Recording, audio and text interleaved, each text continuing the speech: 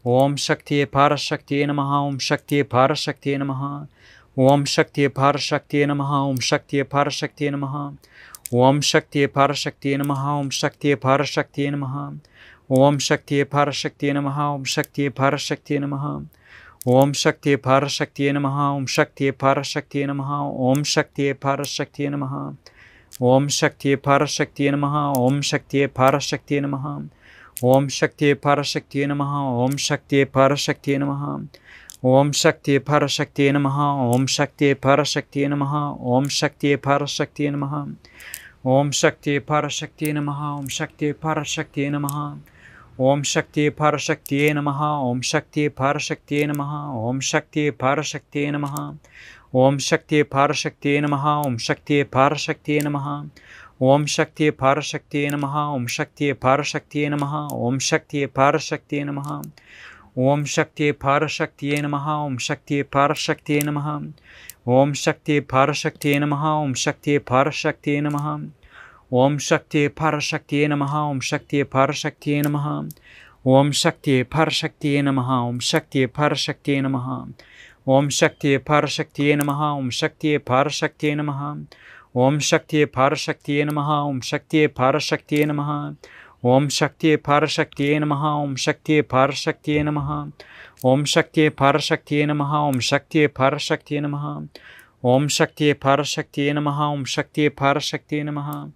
Om Shakti Parashakti Namaha, Om Shakti Parashakti Namaha. Om Shakti Parashakti Namaha, Om Shakti Parashakti Namaha.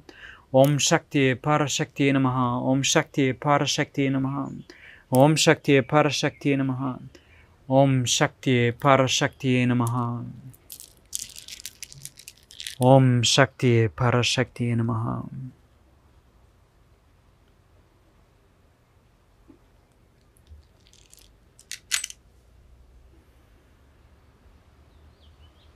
Shiva and Shakti, consciousness and energy, union and balance of divine masculine, divine feminine.